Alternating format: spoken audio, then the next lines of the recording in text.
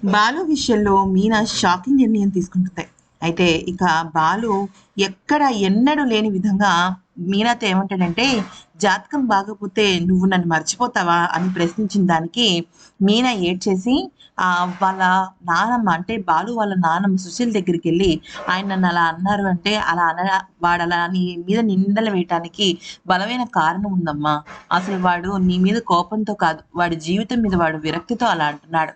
నీకు ఇంకో విషయం తెలుసా? ప్రభావతి వాడిని దూరంగా పెట్టి నా దగ్గర వదిలేయడానికి కారణం వాడి జాతకంలో ఉన్న దోషమేనమ్మా. వాడి జాతకంలో దోషం ఉందని, వాడి ఇంటికి వస్తే ఏదో ఒక అపశకునం అశుభం జరుగుతోందని తెలిసి వాళ్ళమ్మ తనని దూరం పెట్టింది అనగానే ఒక్కసారిగా మీన షాక్ అయిపోతుంది. అయితే ఇన్నాళ్ళు ప్రభావతికి బాలుకి మధ్య దూరం వేరే కారణాల వల్ల, అంటే ఆ పిల్లాడిని చంపేస్తారు కదా, అంటే బాలు వాళ్ళ అన్నయ్యని చెరువులో తోసేస్తాడు. ఆ తోసేయడం కారణంగా బాలు దూరం అయిపోయాడు అనుకుంది కానీ ఈ జాతకాల వల్లని తెలియదనమాట. అది తెలిసి ఇక ఒక్కసారిగా తన మనసు మార్చుకుని ఇక తనకు సంబంధించి చేయాలనుకుంటుంది.